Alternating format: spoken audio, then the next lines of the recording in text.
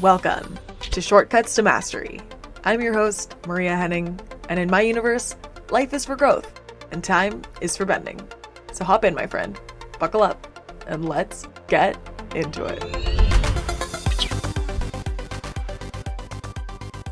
Hi, welcome back to another episode of Shortcuts to Mastery. So excited to catch up. We're here, we're back in Houston in my closet studio with my dog. So just feels like a full circle ending of a chapter, which is what I want to talk about today. I just got back from 6 weeks abroad. I was in Bali for 5 of those weeks, as you know, or may not know. And then I was in Disney World for the past week at a business retreat with a bunch of other super amazing, super successful female entrepreneurs. And it was literally everything. And it's taken me 4 days to recover from the whole experience. And now we're back. It's Tuesday, the day after Memorial Day, and I can finally share all the things. So hi, it's good to connect to you. It's been a while. So let's talk about, I want to share the ending of my time in Bali. There were some interesting things, interesting lessons and experiences for me that I was really grateful for. A very stressful travel day to Disney, then a really amazing time at Disney. That was incredible. And then some lessons around, just being a reader and how that really does set the foundation of my business, which I'll share at the end. So, Bali. I was there for 5 weeks. The reason I went to Bali was to be in the vibes, first of all, was to fulfill my dream of being a digital nomad going to Bali, that I've had since Bali became a big thing in like 2015, 2016 on Instagram with like the first big travel vloggers. That was really the first thing I ever wanted to do, or one of the first I ever wanted to do when I had like my entrepreneurial ambitions, was to be a travel blogger, not even vlogger, because the vlogging thing was not really a thing yet, but blogging was a thing, very much so. And I thought I could be a travel blogger. I don't express myself through writing as well as I do other formats, particularly speaking. So I love to speak, love this podcast format for that. So blogging didn't really become that thing for me, but I definitely had the dreams to do it. I also went to Bali for healing purposes. It's just a place where I find that healing and your well-being is a lot more accessible. Like the quality of life, the availability of things like healing modalities, and my obsession of saunas and cold plunges, again, just a lot more accessible. And also particularly went for the community upgrades. So the main reason really that I left Boston, which is where I was living for the last 2 years, is because even though I really loved my people there, I knew that there was still an even more aligned community when it came to just surrounding myself with other spiritual entrepreneurs, and ambitious ones at that. There were a few other friends that were entrepreneurial, but the majority of my community there was following their career paths in office jobs that they were doing all amazing at, but it just wasn't not essentially the path that I wanted to go down. So I sought even more. I mean, they were all amazing. So I sought even more aligned community. I was so lucky to have that group there. And that was the last reason I went to Bali. All that to say, I was actually really, really busy while I was in Bali. I had a lot of work. I am currently still teaching the foundational core modules of my Gene Keys reader training, the Master Key, and during my time there, during 4 of the weeks, I taught the 4 spheres and the 3 pathways of the activation sequence. So there was a lot of teaching involved there. I did about, I don't know, maybe 12 readings last month, which was a lot of fun. There was a few people in there that I did multiple sequences for, or like the full golden path for, which was a lot of fun. So a lot of like really long reading times. Taught a couple of extra masterclasses. I taught my Messengers masterclass, which was actually, this was cool. When I taught the Messengers masterclass, that is a masterclass about Richard and Ra. So Richard Rudd, the founder and the messenger of the Gene Key system, and Ra Uru Hu, the founder and messenger of the Human Design system. I taught a masterclass about the foundations of both systems, but mostly focused on why these 2 messengers were the perfect people for their respective transmissions to have come through.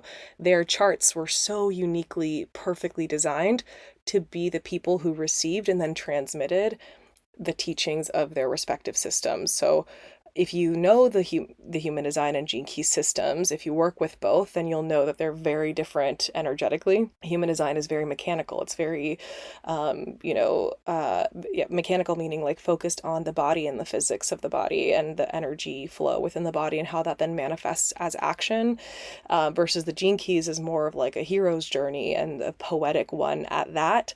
And we engage with both very differently. Human design is this like experiment that we're testing and playing with, and you know, yeah, I don't know how another way to say experimenting and testing with. And then gene keys is this, beautiful contemplation that they both take time, but they're both just approached in different ways.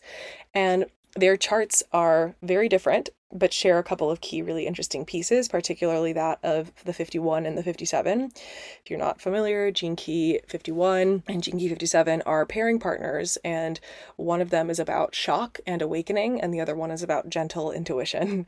And Ra's life's work is the 51-5. That's my purpose. So his, 70% of his conscious energy and really the legacy that he was here to leave behind was to awaken and shock people in a really practical way. Versus Richard's vocation is 57, which is about doing it in a gentle way and sort of gentle, soft intuition. It's wind over wind. It's a very sweet, gentle and intuitive, gene key. But they both had both of those in their chart, or rather, Ra had 51 and 57, and then Richard just had 57. And there were a couple other interesting things that were related to that. So anyway, all that to say, it was a really fascinating masterclass. We went into much more than just those two keys. Richard's incarnation cross is really interesting. It permeates the codes of the gene keys and how they really are designed to be worked with. You can see a lot of their noble code in the words of his incarnation cross, in the words of his activation sequence, which is cool. Ra's vocation is a really crazy one, and I think really speaks to his experience of receiving the system, which was not a pleasant one. A lot of people say Ra channeled the human design system. It was not so pleasant as that. It was a really intense experience for him. Again, that shock, right? Like both of these men had these awakening experiences, but one of them was this shocking, really intense experience, which was very 51, which was Ra's experience. And then Richard had a much more gentle experience, which again is that 57, that gentle wind. So we went into a lot of that. And what was cool is that the rest of the week, all the readings I had were with two women who had the 51 and 57. So one of the women was a left angle cross of the Clarion, so same as Ra, but just flipped. So 57 sun rather than 51. And then I had another amazing woman, and her incarnation cross was the same as mine, the right angle cross of penetration, and 4 as well. She was also a Capricorn. I think we had the same birthday, January 7th, which was so much fun. So I also have the 51 and 57 and have always felt really connected to Ra and Richard because of that. And I feel like it makes me particularly tuned into these systems. So that was a really cool week because I just got to talk about 51 and 57, and I don't normally get people that have those gene keys in anywhere in their chart. So that was really, really cool and really, really special. So I really, really enjoyed that. If you want to check out the Messengers Masterclass, I'll link it below. So that was a really fun week. But yeah, I was just very busy in Bali. So my goal of meeting people in a really intentional way, I wasn't able to fully work into, by that I mean I wasn't, work into is a silly word, but I wasn't able to look up all the events I wanted to go to and go to them and go and host things or whatnot. I did meet a lot of people, but I met them just out in the world, in the wild, which is also an intention of mine. I love making friends with strangers. I think it's very Aquarius rising. I think it's very line 5. I can make friends with anybody. And so I did meet a lot of people that way, which was actually really a lot of fun, but see, this is how you know we're back in the closet studio. My dog is snoring. You might have caught that. But yeah, so I wasn't able to go. I was hoping in my mind to go to yoga class really consistently and multiple events a week to meet people, but instead I just met people in the wild organically, which was just a vibe.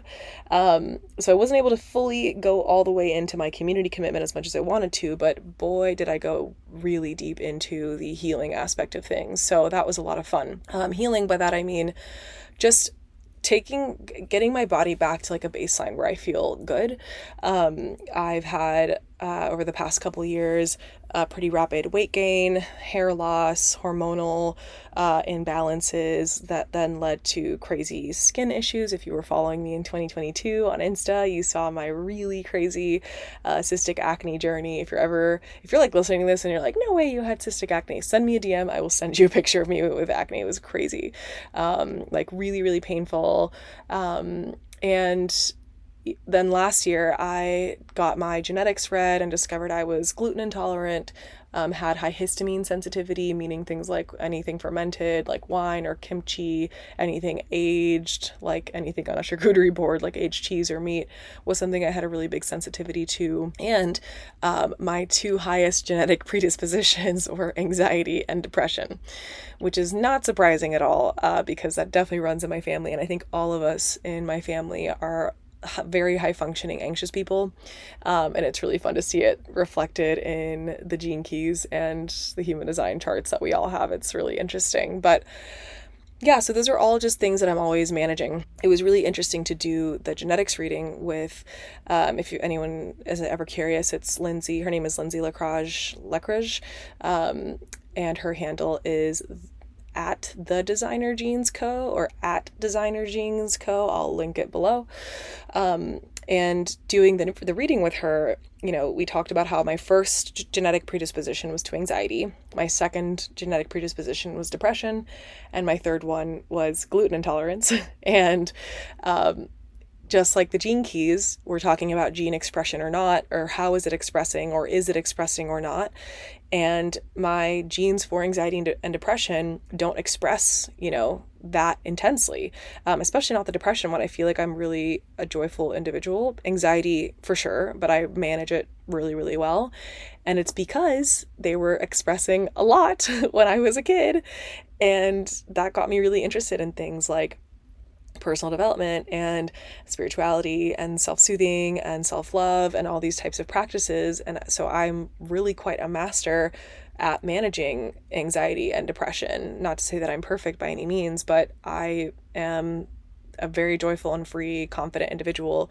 And all of that came from being a very anxious and mostly very depressed, like elementary schooler, middle schooler, who was wanting to feel better and was very determined and ambitious in terms of doing that, versus my gluten gene. Because I didn't know that I had a gluten intolerance, I actually intuited it. Like, I never was like a gluten girly. Like, I have a friend who's gluten-free, and she's always like, I just want to eat croissants, or gluten intolerant. She's like, I just want to eat croissants and whatever. And I'm like, I don't want any of that stuff, because I've always known that it's been bad for me, but I'll still eat it because it's yummy, like cookies and whatever. But I was never like, ooh, like, let's get pizza. Like, that's not really like the kind of person that I am, but pasta was always great. But because I was always putting my body in an environment where there was gluten present, that gene of essentially gluten intolerance for me is the predisposition to develop celiac.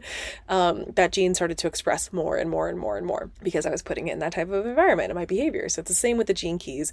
Your behavior and your environment and your mindset determines how your gene keys express, whether they express in shadow states of suffering and perceived states of victimhood, or gift states of human genius and service. So I think it's because I've like literally gotten my genetics read, it's like fun to be able to play with both of those. So yeah, all that to say, like, the interest in Bali, I just, again, find things like healing your nervous system and eating better. Like, eating for me was just, or the correct eating for me is just a lot more accessible in Bali.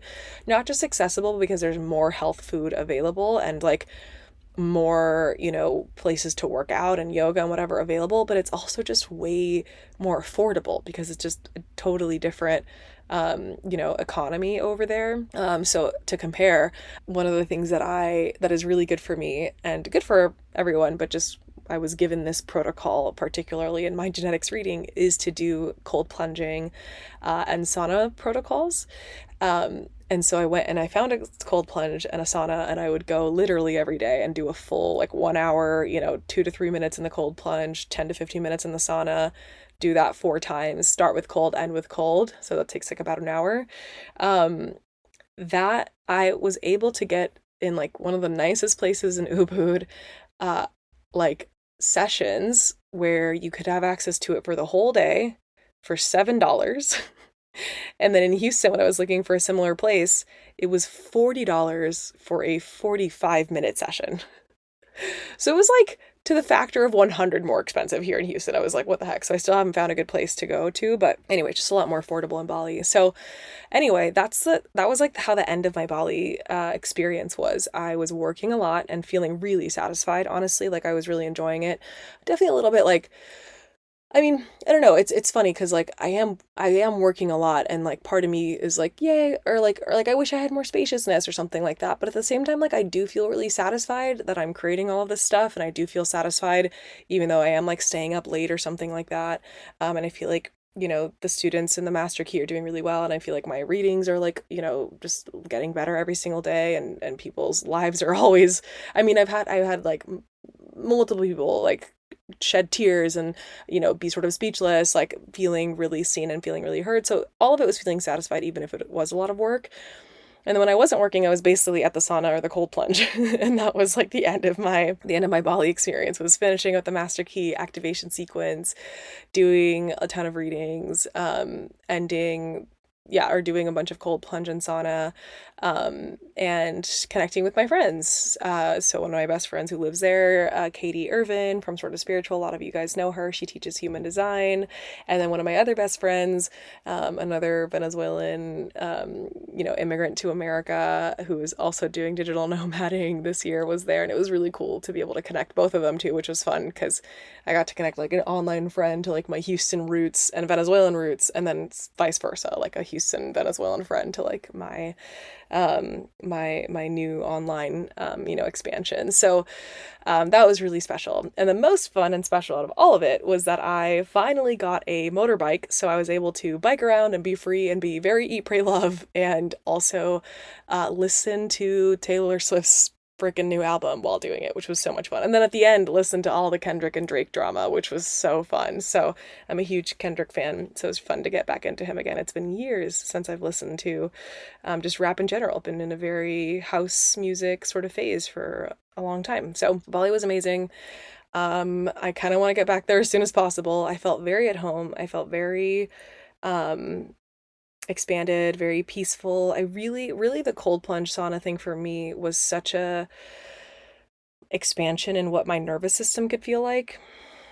One of the things that we taught, or that I taught, I keep saying we, I'm the only teacher of the Master Key, but we, like my group, was there. But one of the things that I taught in the Master Key, that at the end of it, we taught, again, why do I keep saying that? I taught the sphere of purpose in the activation sequence. In the sphere of purpose, the lines of purpose denote the place in your body where your purpose lies in being. And they each have an association with a different health system in the body. And for me, the line 5, which is the purpose of voice and frequency, the health system in the body is the nervous system. So I've already been super interested in nervous system work. I've always done a lot of like humming and sort of vocal toning to regulate my nervous system, a lot of shaking, shake dancing, things like that. But the cold plunge sauna was just super crazy when it came to that. I have never felt more relaxed than when I'm doing that. Like the experience of going into an ice bath, like a super fucking cold plunge, dunking your face in and having your hands in. Like I would like go in with people who wouldn't even put their hands in because it was so painful for them. And it was painful for me the first time, but then it was just like, then it just felt amazing. But like going in, having the shock, right? Shock, of feeling that cold, and then dunking your face in, and then feeling your entire body relax, and then just walking over on a beautiful day in a beautiful space over to a gorgeous sauna and just being covered in like ice cold water, and then laying down in the hot sauna. And so the ice cold water is like protecting you a little bit from the heat, and then just laying there for 15 minutes. I mean, it was just like the most expansive. And I literally watched my body like depuff. Like I watched the inflammation leave my body. Like my skin got better. The bumps on like the backs of my arms and stuff like went away. My face got slimmer. Like my digestion was better. It was fucking fascinating. Like I feel very much so that a cold plunge and sauna has to be a staple, for the rest of my life. And we'll definitely be manifesting a home with that. So it was just really special. And right now, I'm in a nervous system healing program. So I'm really excited to continue this journey into healing my nervous system and being able to just relax and receive a lot more as a person who's just always been in their masculine. So feeling super excited about that. So that was the end of my Bali time. And then I flew to Florida. And it was honestly a really chill flight until, like, the flight path, if you're curious, was from Bali to Taipei, Taipei to LA, and then LA to Orlando. Bali to Taipei is like 5.5 hours. Taipei to LA is 12 hours. You got to cross the whole Pacific. And then LA to Orlando is 4.5 hours. Honestly, shorter than I was expecting since it's like literally crossing the entire US, but I guess it's like south. But anyway, the first two flights were totally fine, totally chill, very relaxing, no problem. I feel like I'm just like a champ with long haul flights now. And with jet lag, I honestly don't really experience that much jet lag really at all. But unfortunately, I keep forgetting to do this, to call and get a refund. I was given 45 minutes to connect in LAX, which is psychotic. 45 minutes in general to connect, especially on an international flight, is really crazy. I feel like you need like minimum 60 minutes. But connecting on an international flight, my guy, like, hello? Like, we need like 90 minutes because in those 45 minutes, I was expected to get off the plane, go through US Customs, claim my bag, recheck it, walk 20 minutes to the terminal of like, go from like the international terminal to the domestic terminal, and then check into my flight, and then go through security again, and then board. In 45 minutes, I was supposed to do that. Like, what? Are you out of your mind? Impossible. Literally, no, there was no way that I was going to do that. I think that the flight was even like a little bit delayed. So, I missed the very first flight I've ever missed in my entire life. I have never missed a flight. I've definitely been close to it, but I just have this like lucky girl energy about me where I've just never missed a flight. But that was just, there was no amount of lucky girl energy that could have gotten me through that insane customs line any faster. Sometimes if I'm feeling crazy, I'll be like, oh my God, my flight's boarding. Can I cut in front of you? But like, it was just hopeless, honestly, at that point. So I missed my flight, and I didn't know. I always book my flights, or almost always, through Chase because I have points with them. And I didn't know where they had booked me. I didn't know what was the flight for me between LA and Orlando. I thought it was United because when I flew the first direction from Orlando to LA on the way to Bali, I flew United. So I thought it was United. Turns out it was JetBlue. Went to the JetBlue like kiosk while I'm like on the call with Chase, or on the phone with Chase, and I'm looking at the flights that are available that night, and there are no other flights on JetBlue that night. So I'm like, I don't really know. I was talking to the Chase lady, and I was like, why am I even in the JetBlue kiosk? Like, I should be like running to the United terminal and trying to get on the last flight out there. She was like, well, if you do that, they're not going to give you any type of refund or whatever. And I was like, all right, I'll stay in line and try to talk to these JetBlue people. And of course, literally nothing happened. Like, I got there and I was like, hey, like, I missed my flight. Like, can you help me? And they were like, we don't have any other flights for you. Like, you'd have to fly out the following day, which, even though I have friends and people to stay with in LA, I was just unwilling to do that. Like, I did not want to delay my flights anymore. I wanted to get to Orlando and just sleep in the hotel and just like be at peace. And I was like, no, I'm not going to do that. So I'm on the call with the United folks, or with the Chase folks. I'm like, I sprint over to United, which is another 10-minute walk away. I'm like sprinting, like pushing my suitcases on the trolley. And the Chase lady's like this sweet Australian woman named Sharon. And she's like, do you want to like take a break and slow down? I was like, I can't, because the next flight's leaving in like almost an hour. It was just over an hour. And I was like, and I need to get there now. And so I sprint over there and I'm like, oh, thank God. Like, I finally got here, that I have like just, basically an hour to fly. Perfect. And I go up to the lady at United who I mostly fly with, and I was like, hey, can I get it? I need a ticket for your flight to Orlando tonight, your last one. And she goes, oh, we don't do ticketing here. And I was like, what? What do you mean? You're an airport. What do you mean you don't do ticketing? And she was like, no, you have to buy the flights on an app. And I was like, what about over there? Because I was at the bag drop shortcut. What about over there at the check-in? Nope, we don't do ticketing here. We don't do ticketing here. Excuse me, why don't you sell tickets at an airport? I'm so confused by that. Like that, I don't know that I've ever experienced that. I also have never had to just buy a flight at the airport, but I was pretty surprised by that. Maybe many of you are like, of course they don't do ticketing at the airport, Maria. Maybe you already know that. I don't know. That was my first experience. And so she goes, you have to buy it on the app. I pull up the app and it's hit 60 minutes and I can't buy the flight on the app anymore. And I'm like, no. So I asked the Chase lady, I was like, can you try to buy a flight for me? I'm going to call United directly. And I called United while this other lady's like on hold. And I got the sweetest angel. She was like, hi, how can I help you? Like, welcome to United. And I was like, I need you to urgently buy a flight for me that leaves in less than 60 minutes and we need to go. Bro, and her system was going so slow. It was crazy. And she was like reading me all the terms and conditions. I was like, don't read me any terms and conditions because I had to buy the flight in 15 minutes because 45 minutes before your flight is like the check-in bag, cutoff. And I had 2 bags to check. And she's like reading me all the terms and conditions. I was like, I don't care. Just buy me the goddamn flight. I mean, I didn't say that. I was very nice to her, but I was like, internally, I was like freaking out. And she was able to buy the flight, but it was exactly at 45 minutes.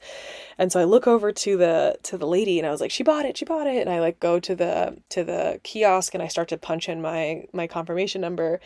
It doesn't work because it hasn't gone through yet. And the woman's like, just give it a second. Like it needs to just go through. And I go, okay. So I wait a minute. I punch it in again and it says you can't check your bag because it's now 44 minutes to go. And I look over at her again to like get her to help me. And she's like helping someone else. I was like, woman, I literally like, please, I'm clearly in distress. This other person does not need your attention right now. Like let them wait 2 minutes. Anyway, you get very irrational in those moments. But thankfully there was this like other guy that was working there and he just walks over and he goes, hand me your boarding pass. And he takes a boarding pass and he looks down at the boarding pass, looks up at the time, looks down at the boarding pass, looks at the time on his watch, looks at the boarding pass, looks up at the time on the screen. And he takes so long to do that. And then he just looks at me and goes, all right, follow me to the last desk. And he walks me over to the Premier 1K, super giga, member desk of United and late checks me in. And it was amazing. And it was literally what was even more amazing about it is that the gate where we were checking in, or the gate where I was flying out, was the very first gate, like right when you go past security. So that was incredible. And by the way, if you fly, get TSA pre-check. It's like $75 for 5 years. Like it's less than $18 a year. Like it's super psychotic. It's so affordable. So I went through TSA pre-check, got in super quickly, and then my gate was right there. I didn't need to walk anywhere else. And then they were late with the boarding because they were late with the deplaning. So then it gave my bags extra time to get on the plane, and it was great. So all that to say, I pulled my lucky girl energy and didn't have to stay a night at the airport, which was great, and just got to Disney the next day, or got to Florida. It was fantastic. I arrived at 7 a.m. It was a red eye because it was the last flight of the night. So from 11 a.m. to 7 a.m., even though it's only a 4.5 hour flight, but due to the time change, it changes. And I was able to early check into my hotel. It was a gorgeous, like, JW Marriott resort. I got in at 8 a.m. By 9 a.m. I had showered and was eating, my, what is it called? Room service. There we go. Had some breakfast. It was delightful. And then the sun was like pouring through the window in such a way that it was hitting almost the fullness of my bed. So then I just like laid in bed in the sun, which was such a vibe because it was the Jupiter Cazimi. So Jupiter was in the heart of the sun. So it was like a lucky star energy day where you do want to take in like the sun's rays because they're expanded by Jupiter. So it's just like laying there in the sun and napping and talking about readings on repeat because I'm in a launch of that right now, and just like vibing and listening to the Jupiter and Cazimi like transmission from the transit membership that I'm in right now. And it was just such a vibe. And then I napped from 11 a.m. to 5 p.m. and it was such a vibe. And then I woke up and my fellow CEOs for the CEO Slumber Party, which was the name of the retreat, hosted by Kinsey Madsen, who I talk about often, in Disney, had arrived.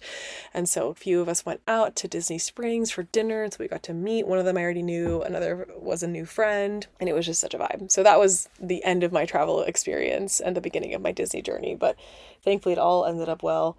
It was just a stressful, like, 2 hours of missing my flight and then almost buying a new flight like several times and almost missing it several times, but ending up with getting on the last flight.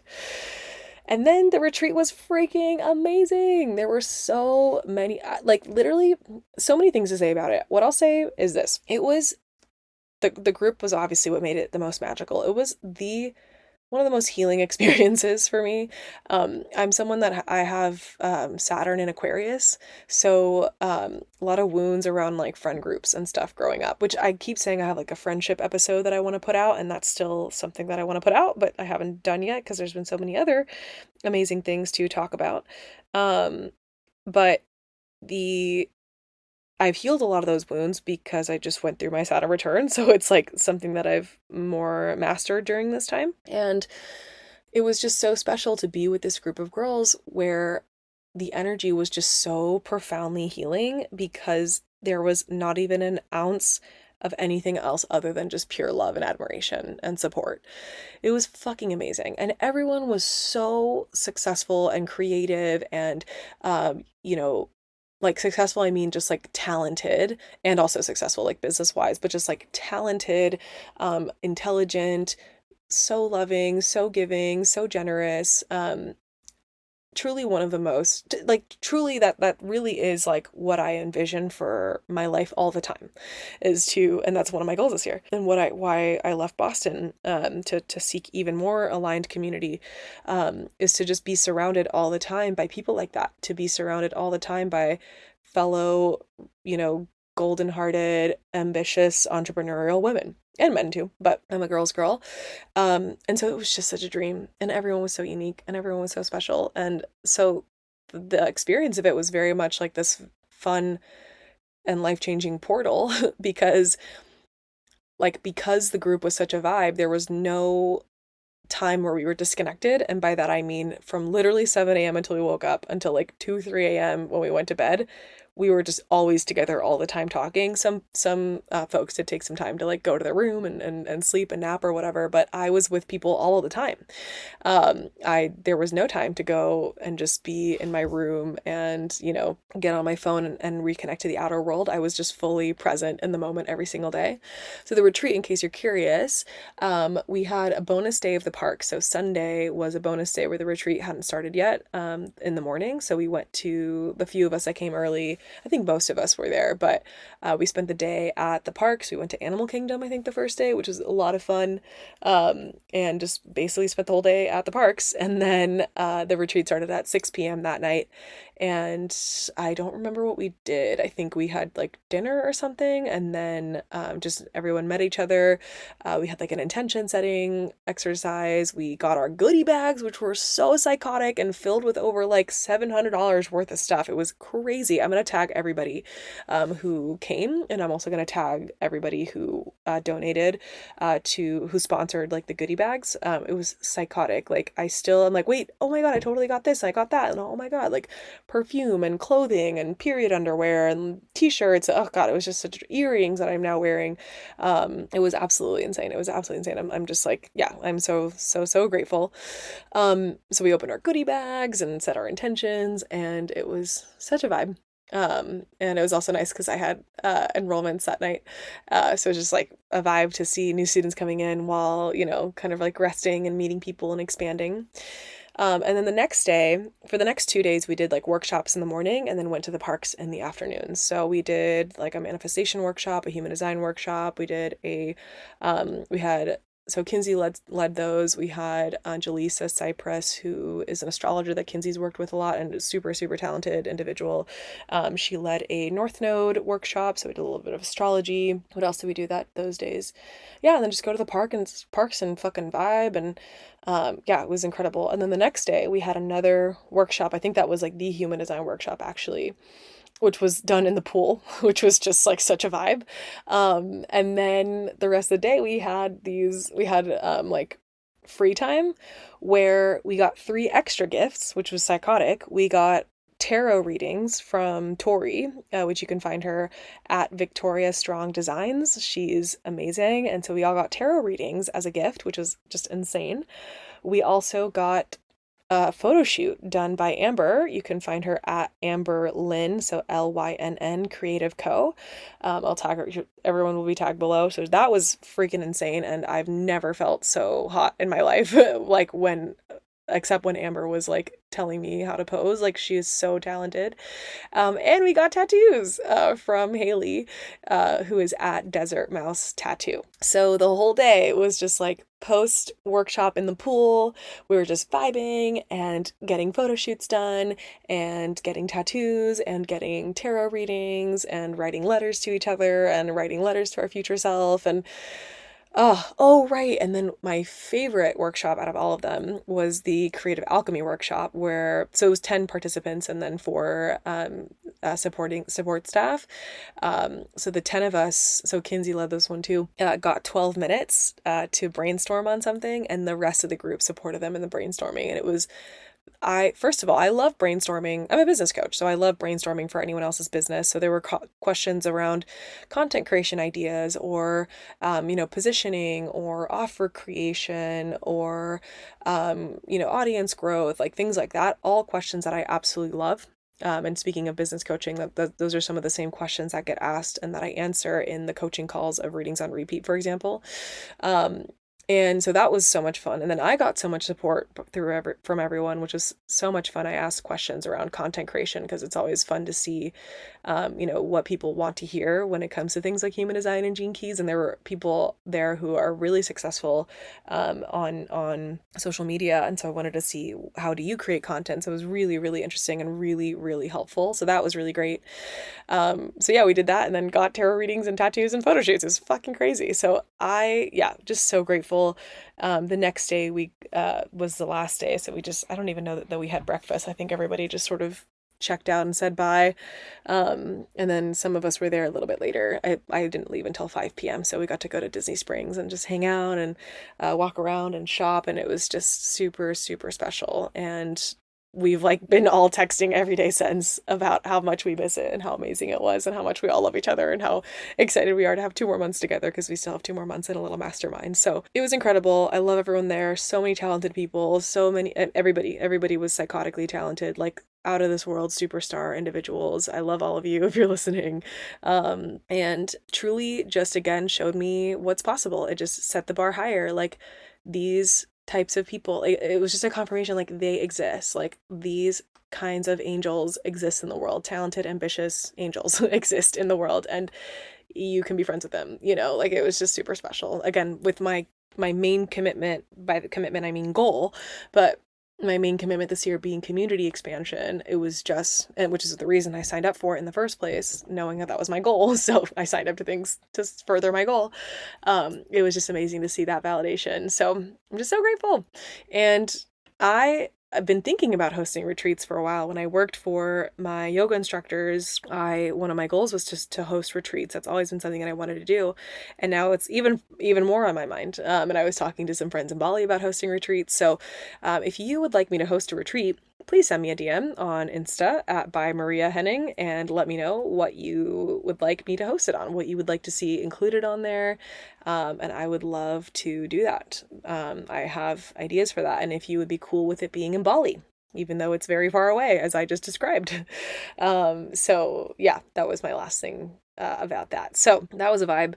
And then to end this all, since I'm currently in a launch of Readings on Repeat and been thinking a lot about readings and scaling readings, it was something that continues to get reflected back to me, that again got reflected back to me at this retreat and even a lot of the times in Bali, is that even though readings are not the primary like pie chart slice of income for me in my business, like I make the majority of my income from courses and from the compendium and things like that, or coaching, the foundation of my business is still being a reader. Like, that is still what sets up the foundation for everything else. And what I mean by that is like several things. So number one, I think that is literally I think what gives anybody like me who teaches these systems credibility. Hang on a second. Let me say that sentence again. What gives any of us, there we go, who teach systems like this credibility is the ability to read charts. Like I couldn't be teaching, I think in my opinion, a really impactful human design or gene keys or whatever astrology course. Right now I'm only really focused on teaching gene keys at the moment, but I couldn't really be teaching this gene keys course if I wasn't a really talented, credible gene keys reader, right? Especially if I'm teaching you how to read charts, which is the whole purpose of the master keys, to train people to be able to read and interpret gene keys charts for other people so that they can build a business off of it if they want to. Not required to start a business to be in the master key. You can just want to learn that skill for yourself, but a lot of people want to become readers, obviously. And what allows me to teach that course in an impactful way is the fact that I continuously do readings. And so therefore I'm continuously honing my craft. My craft is to be a reader and interpreter of these charts, right? Like that's my main skill. That's why I have anything to say when it comes to things like these podcasts or my Instagram when I'm creating educational content, or even when I'm creating entertainment content about, people's charts. One of the things I want to start getting into is like interpreting celebrity charts and things like that. What makes any of that good is the fact that I am good at reading, the fact that I have a skill at reading, and you have to keep that up. I think it sort of goes away. Like the less, and I found this for myself, when I'm not offering readings, it's not as sharp for me. And so I always have to be offering readings. And I think about this a lot because I think about people who have stopped doing readings, and myself included. Like I stopped doing readings. There's been a couple periods in my business where I haven't been doing readings, and many of us, again, myself included, we always come back to doing them. Like I know people, again, like me, who made public announcements, no longer offering readings. And then we all came back to it because that's the thing that keeps our skills sharp and allows us to then sell courses about it not sell courses necessarily, because that could just be a byproduct of what I'm about to say. What it allows us to do is to continue to develop our thought leadership about it. That's really the key here, is to hone that craft and hone that skill so much that you channel new things and new insights about these systems, that you become a leader in this space, that you have something to say, that you have a powerful interpretation. Because that's, again, what sets any of us apart as readers. Like, why would you want to get a reading from, Susie versus Jackie? Again, random people. I'm not thinking of example names. I'm not thinking of anybody in particular. Why you'd want to get a reading with Susie versus Jackie is because Susie has the kind of interpretation, that the frequency of her interpretation is something that you would desire, right? Versus the frequency of Jackie's interpretation is something maybe for a different person. Like, and where does that come from? It comes from them. It comes from them developing their skill further. It comes from them, doing so many readings that they understand these systems at a in-depth level, and then maybe even adding their own spin on it. Because if the skill of reading charts was ABC, then it doesn't matter who you would get a reading from, right? Like, because by ABC, I mean just like, what's another way to say that? Oh my gosh. If it was like only objective, we could say, then it wouldn't matter who you get a reading from, because everyone's interpretation would be the same. Because if it's objective, then there's no nuance, there's no room for interpretation, to use that word.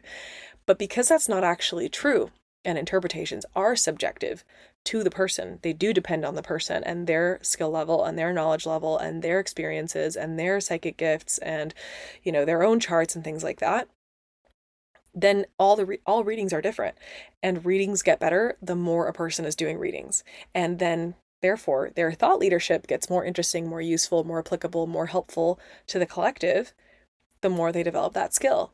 And therefore that means that other offers in business, like courses, like coaching, like apps, whatever, are better and better and better, because it all then stems back to the thought leadership that then comes from the skill development of reading charts. So I just find that really interesting. And even folks that don't, I think about, my friends, other friends that teach, these systems, they might not offer public readings, but they're offering readings to their students, for example. So they're still reading charts and they're still practicing the skill of interpretation, still getting better and better and better at interpreting charts. And people like me who are astromancers, right, who interpret charts for a living, we see the world in this way. And so even though I might not always be in a reading and offering readings or something like that, I haven't done a reading in the last 2 weeks because the last week I was in Disney, and then this week I don't have, actually, no, I have a reading in a few hours, so never mind. I haven't done a reading in 9 days. There we go, something like that. But even those periods where I'm not doing readings, I'm still thinking about it all the time. When I was in at Disney, all the girls, like the second I knew their charts, it just stays in my brain, and then I can just interpret life for them according to their charts. They'll say a thing, I don't know why this, that, the other, and I'll be like, well, that's because you're aligned too. Well, that's because you're a generator. That's because this, that, the other. Not in a prescriptive way, because I know that can be really annoying, and that was annoying to me when people would like just reduce me to my Capricorn sun-ness, for example, but just in a way of, hey, it could be explained through this lens. Does that resonate? That's always how I offer it. Like, well, from the Gene Keys perspective, this would be showing up because of this, or from the human design perspective, this would be showing up because of this, for example. So we see life in this way, us who read charts, people who interpret the stars for a living, and that also is skill development, and that also is thought leadership development, and that also, again, if we're business owners, which most of us are, if you are doing readings for money, you have a reading business, whether you're taking it really seriously or not, or trying to scale it or not, it is the foundation of our business. And even though for me, readings are not my primary source of income, they are sometimes a primary source of hours that I'm doing. I might do, let's say, like 10 hours of readings in a week sometimes. The majority of my income, just because of scalability, comes from things like courses. So even though it's not the primary source of my income, it still is the foundation of it. And I still, like, and I think the thing that really cements this for me is if I were to meet, a person that doesn't know anything about these systems, and I would ask me what I do, and I say, I teach Gene Keys. It's this system. It's, you get a chart, and that chart shows you your hero's journey. The main question they would ask is, oh, do you do readings? Can you read those charts? Can you tell me about me? That's the main question that somebody would ask. And I know that because that happens to me all the time when I meet people that don't know what these systems are. And so they still feel to me very much so they're the foundation of my business, because they're the foundation of my thought leadership. So I've been thinking about that a lot. I think it's really important to keep up the skill of chart interpretation. If you are an astromancer or a teacher of any of the, like particularly if you're teaching these systems, like keeping up your astromancy skills and developing them further is pretty paramount in my opinion. And I will always be a Gene Keys reader and human design reader. And now astrology reader. I'm really, I think I could at this point be offering basic astrology readings, given how much I know about it, how much I've picked up on it over the years. And now with formal study, it feels like I can really do that. But yeah, like I will always be a reader. I will always be an astromancer.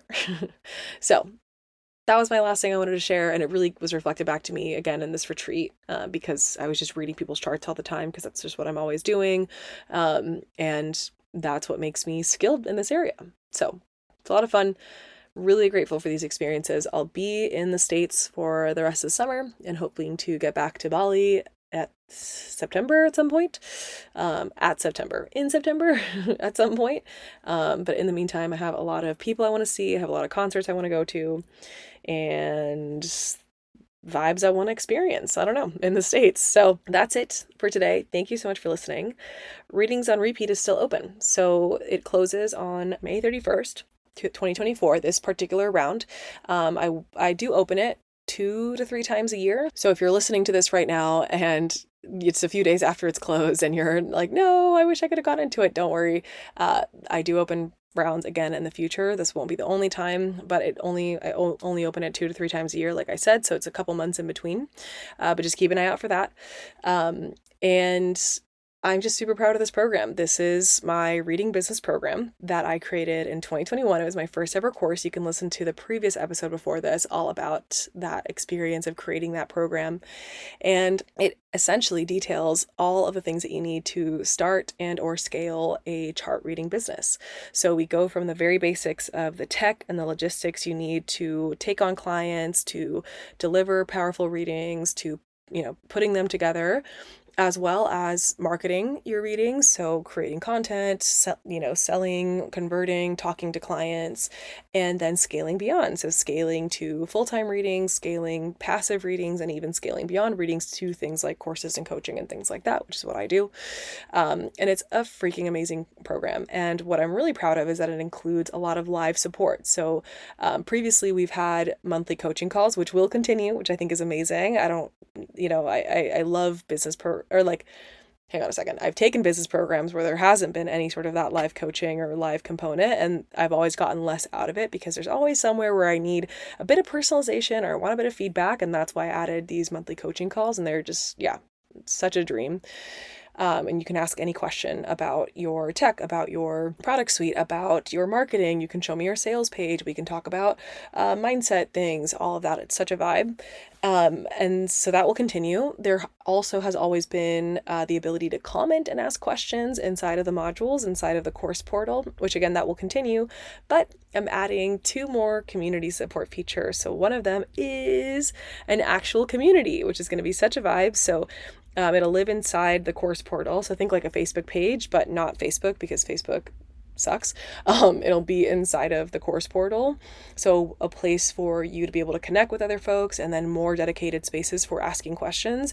And one of those spaces will be a dedicated space to ask and request me to riff or give a pep talk on something, which that is the other new community support feature that is coming, which is the riffs and pep talk section, which is a new section inside the course that will have like audio bites, little audio trainings that will be either a riff on something if you want me to talk further about a certain thing, like talk about your first launch or talk about your first time, selling a reading or something like that. And then pep talks. So pep talks, things that you need when you're in a launch and you need a pep talk to keep going, when you're feeling low about your reading skills or something like that. So I will leave it up to the community to request those riffs and pep talks to so that I can create the ones that will best support you. So really proud of those. There are a lot of other really amazing bonuses inside of the program. It's really clear, really simple, like very much blueprint, step by step by step by step.